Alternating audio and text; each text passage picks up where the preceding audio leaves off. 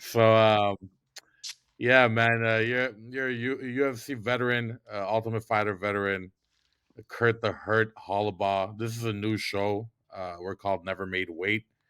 We take a bit of a comedic approach to fighting, not really much analysis. Just try to ask some good questions and see, what we can take from whatever experiences you've had in the UFC and whatever is coming up. And first of all, did you know that you're the only fighter in the UFC to be undefeated in both Tough and Contender Series? Not necessarily undefeated. I knew I was the only fighter that has won on the Ultimate Fighter and has won a contract off the Contender Series. So I did know that, but yeah, man, definitely it's something cool to say. I think it's a hell of an achievement. All finishes, all finishes. The one with Jordan Knight was a you had to put a lot to get him out of there. That guy was tough, Yeah, and then the man. contender series one was insane too. What did you? How did it feel being a part of those shows? It was cool, I mean, it's something that but for me, going on the Contender Series, I headlined the very first Contender Series ever. So you never got a chance to sit back and see what that show was about. So me doing that, it's cool to be like the first guy, to headline a Contender Series, and then of course you see how that show has been since then. But something like the Ultimate Fighter is a show that I've been watching since 2005. So so it's pretty cool. You go on the show and it's kind of like you're watching, or you're doing what you've watched for so long. So some things you kind of know what to expect. But on the Contender Series, that was just something cool, doing something new, a new show that Dana White had just started. And when he did start it, there was the Snoop cast with Faber and Snoop Dogg. Yep. So that was pretty cool. Yeah, and it really grew. It really grew. People love that show. Really. My friends, we would get together every Tuesday for the last 2 years. So your nickname, the Hurt. What's that about? I know. I mean, of course, it sounds great, Kurt the Hurt, right? But Yeah, what's for that about? Is sure. there something? Well, kind of my whole life, people has actually called me Kurt the Hurt, but I've never wanted it as a nickname or anything like that. So it's funny we bring up the Ultimate Fighter and stuff, because the producer on the Ultimate Fighter, as soon as I sat down in the chair and they started doing like the interviews and stuff like that, and questioning you on the show, one of the first things he said was Kurt the Hurt. He's like, man, why you don't use that as a nickname? I'm like, oh man, I've just never had a nickname. It's never really crossed my mind. But I have been called that like my whole life. So, and I even said, man, Joey, I tell you what, man, if I win the show, I'm gonna go off Kurt, or go back Kurt to Hurt from now here on out. So I won the show, so I kept my promise and deal. So that's where Kurt the Hurt came from.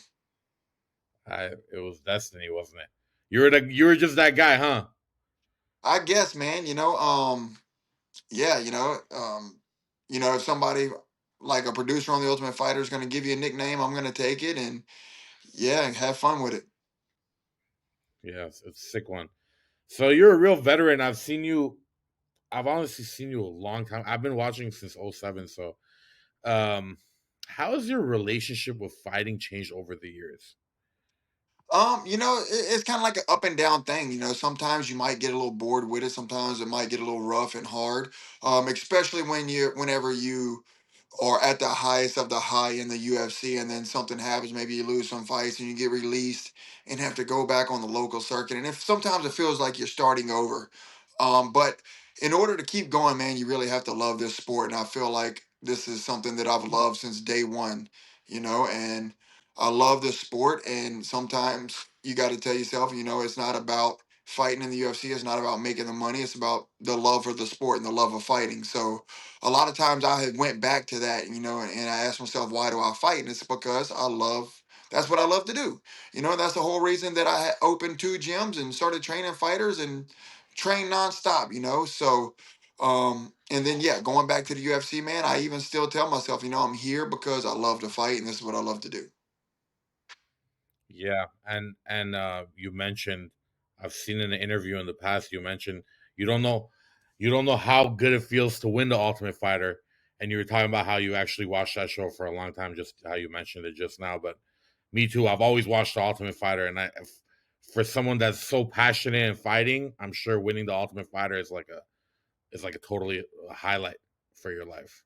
Oh, 100%. Um, You know, it's one of the it's probably one of my greatest achievements, you know, in the fighting game, you know. Of course, making it into the UFC, but I had been in the UFC already previously before, and I still don't know if anything comes close to winning that Ultimate Fighter trophy.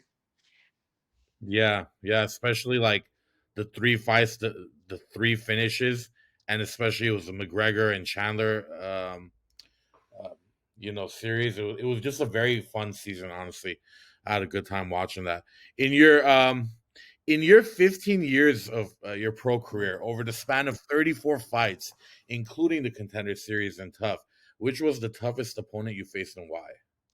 Man, one thing about me is I've always faced tough opponents, and you can look at my record and say, "Damn, man, Kurt has 9 losses." But you go back and look at these guys that I've fought; these are all guys that are still top guys, either in the UFC or went other places and won championships. Um, but man, I don't know. There's a lot of tough guys, dude. Probably my toughest fight is probably going to be Tiago Moises. And I think one of the main reasons that's one of my tough fights, for one, you know, he's a tough guy. You know, he was top 15 in the UFC for a while, top 10 maybe. I'm not 100% sure on that. But, you know, I had to fight him in his own town of Rio de Janeiro, Brazil, which I don't know if he's from Rio de Janeiro, but fighting him in Brazil in front of all the Brazilians, you know, um, yeah, that was a tough fight for me, man. And I think till this day that was probably one of my tougher ones. Yeah. Well, you mentioned you only have in 9 losses.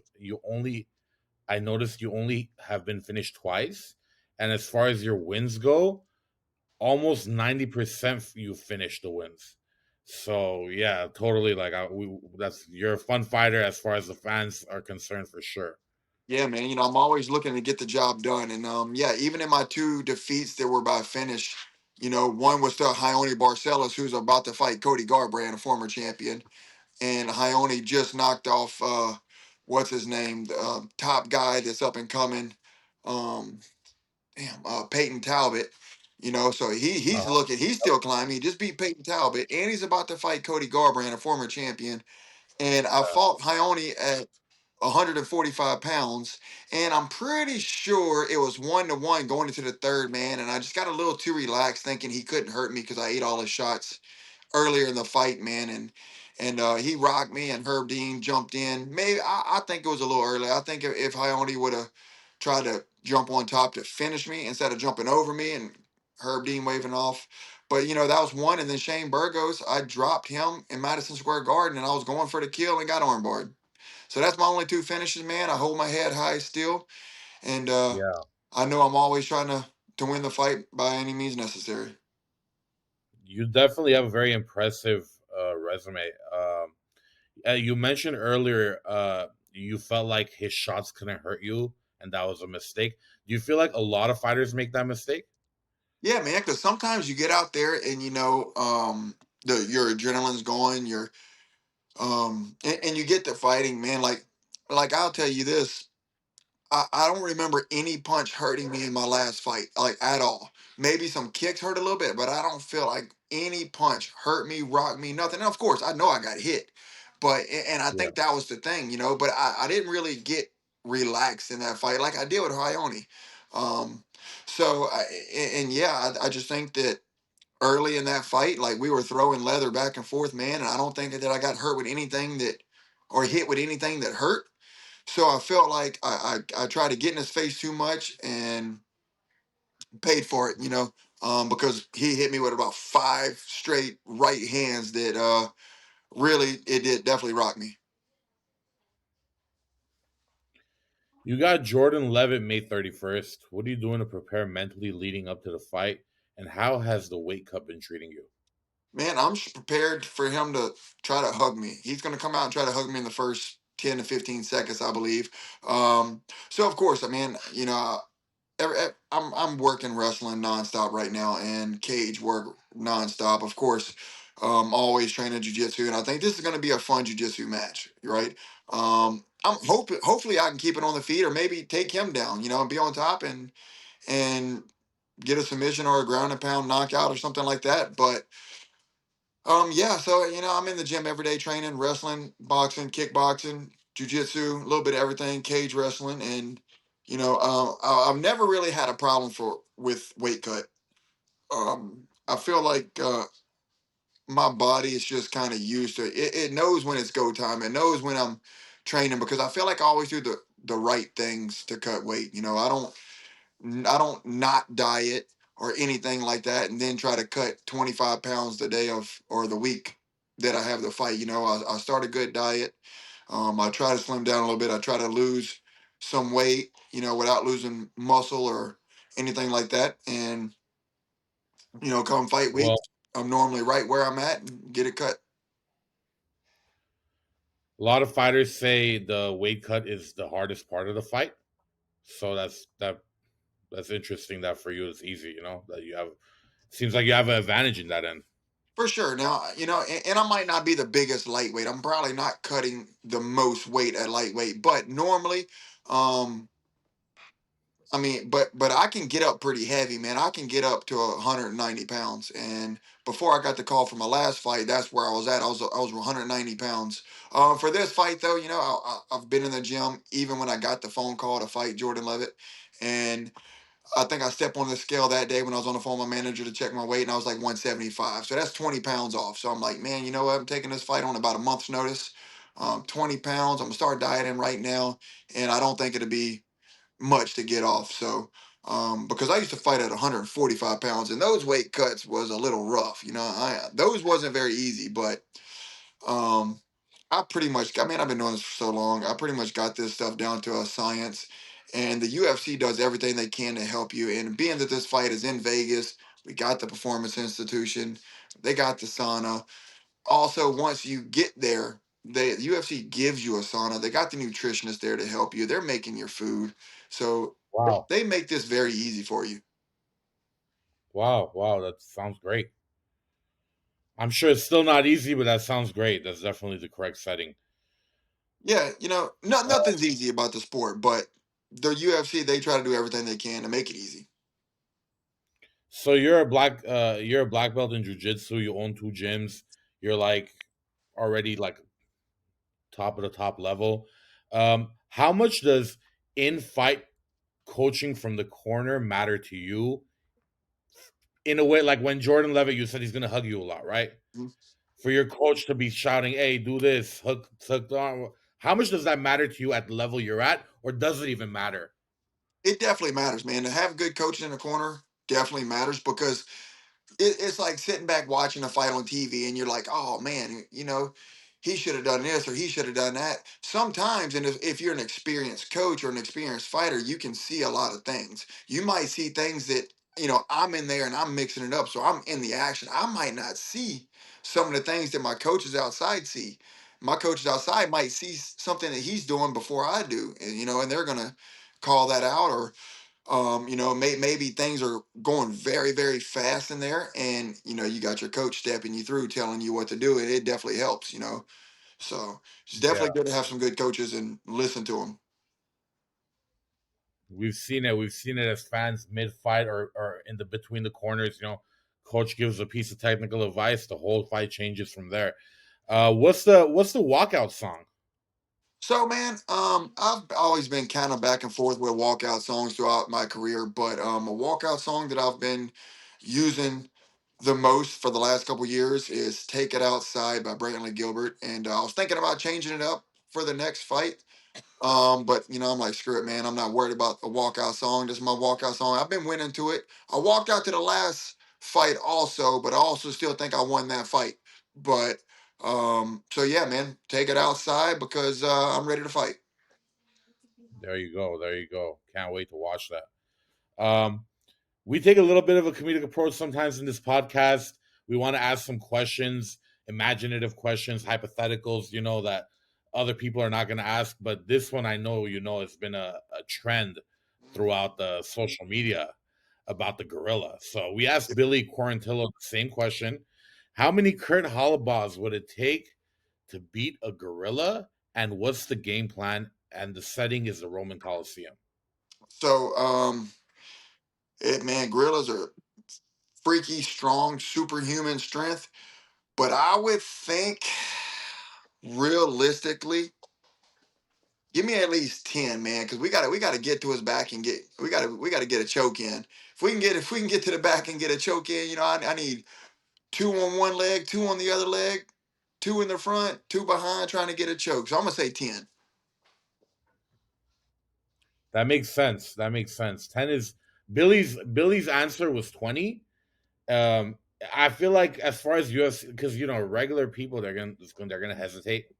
The Mm-hmm. first line get wiped out really easy, But actual MMA fighters, UFC fighters, I'm sure, and if they're actually very well synced up, I think 10 is possible.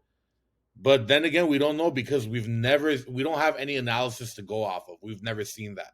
Yep.